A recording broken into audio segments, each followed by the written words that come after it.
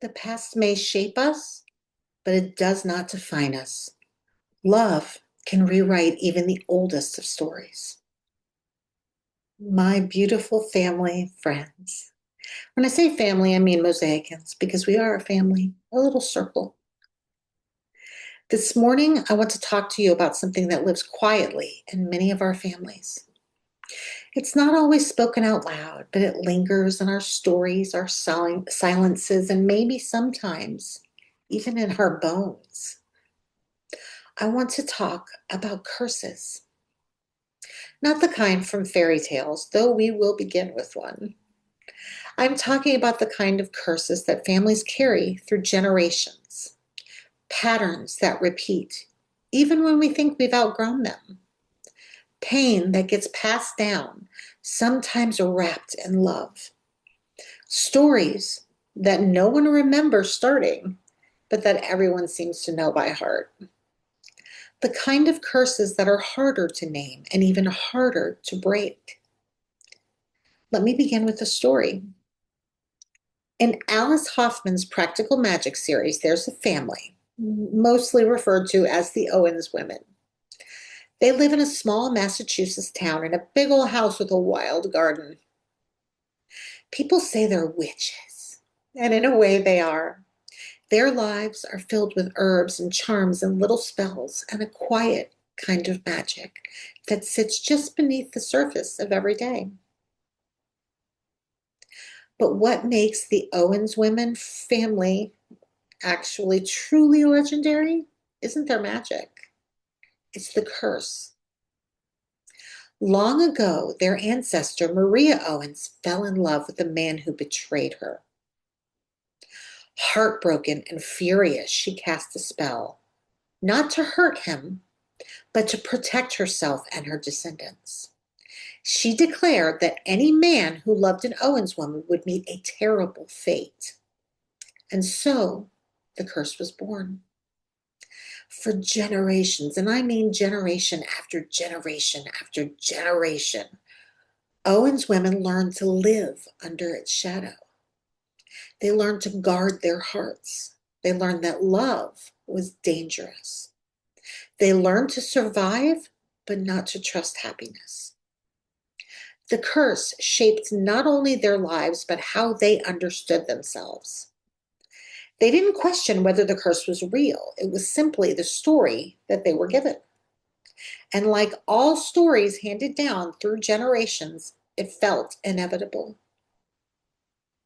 But in the final book, the Book of Magic, something shifts. The Owens women, sisters, mothers, daughters, aunts, cousins, all come together. They face their fear, they uncover the truth, and they love anyway. And the curse, so powerful for so long, finally ends. Not with more magic, not with a single heroic act, but with honesty, with connection, and with love.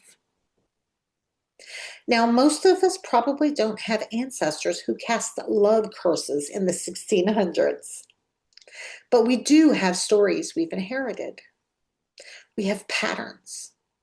We have what some might call generational trauma, and others might call just the way it's always been. Maybe in your family it was silence instead of honesty. Maybe it was alcoholism or addiction or chronic poverty or unhealed grief. Maybe it was the rule that nobody talks about their feelings. Maybe it was the belief that love always comes with pain. Maybe it was anger or shame or a refusal to forgive. Maybe it was all of the above or a mixture of some of these curses. Now, these curses we live with. They're not supernatural, but they're powerful all the same. They shape how we love, how we trust, how we parent, and how we move through the world. And like the Owens women, we may grow up believing that these stories are simply the truth, that they can't be changed, that they are our fate. But here's the beautiful, painful, liberating thing. Fate and family history are not the same as destiny. One of the reasons I love our Unitarian Universalist tradition is that we do not demand that anyone believe in a fixed story about who we are, about who you are. We are not defined by creed. We are shaped by covenant, by the promises we make to ourselves, to each other, and to the world. Embedded in those promises is the radical belief that people can change, that communities can change, that the stories we inherit do not have to be the stories we pass on. In our faith, we talk about the inherent worth and dignity of every person. That includes our ancestors, and that includes us. Our ancestors may have given us strength and wisdom and resilience and still passed down something that hurt. Naming that truth is not a betrayal.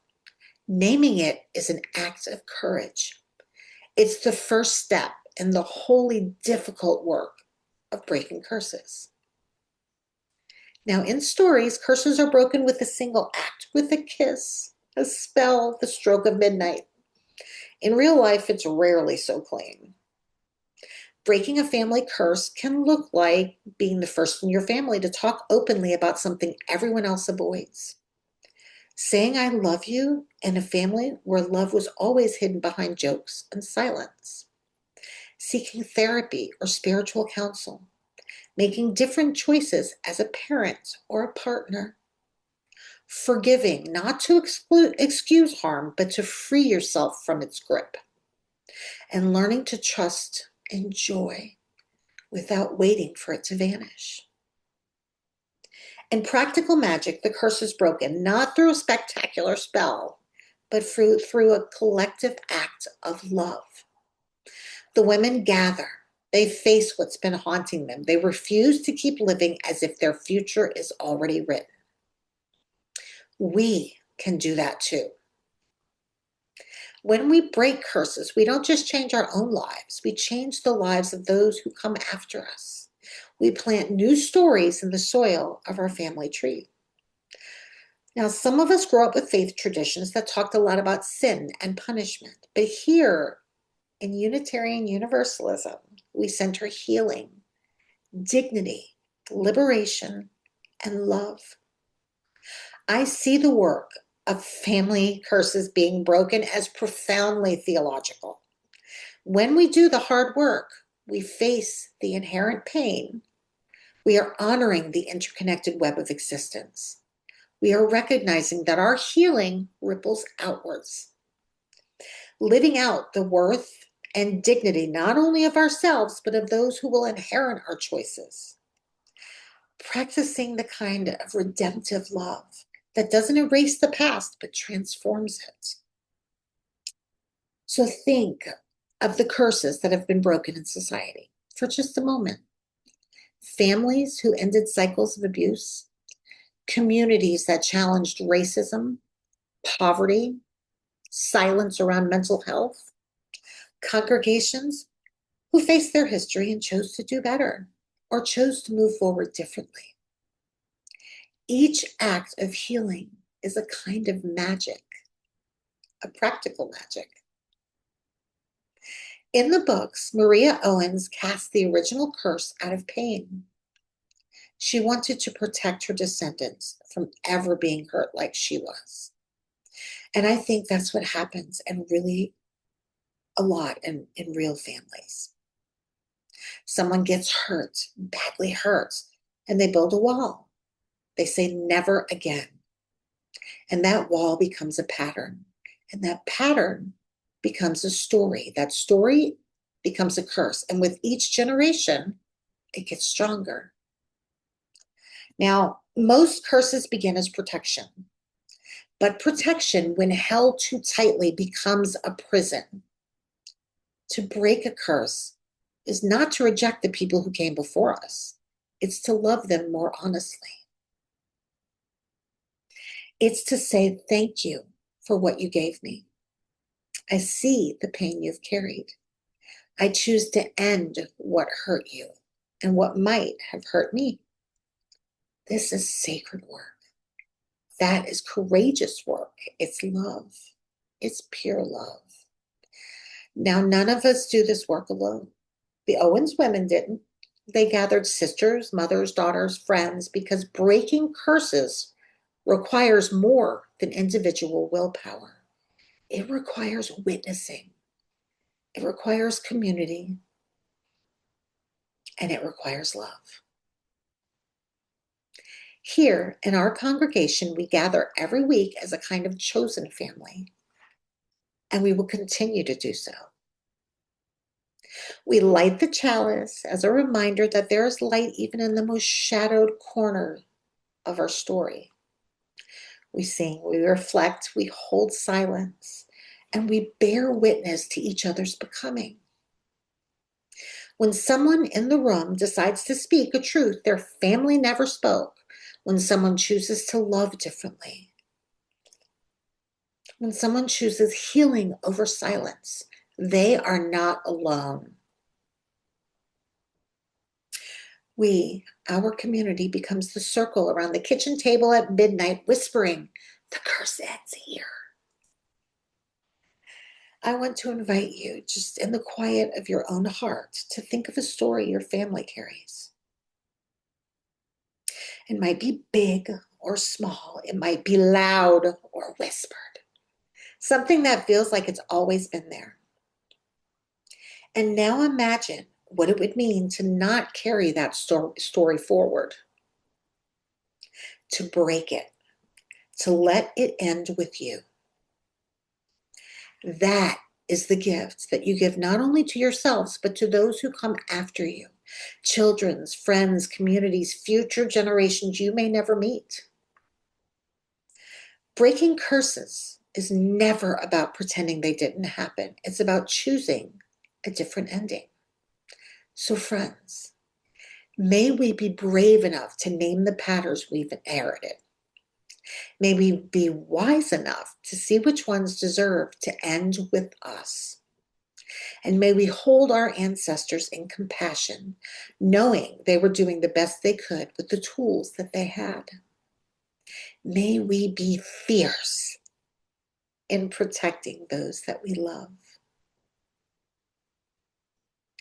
May we trust that love, even imperfect love, is more powerful than fear. May our community continue to be a place where curses are not hidden, but healed, where stories are not carried in silence, but transformed in the light of shared humanity. And may each of us, in our own quiet way, be practitioners of practical magic. That is the magic of love, courage, new beginnings. Now, I did speak about new beginnings, but we're at our ending now.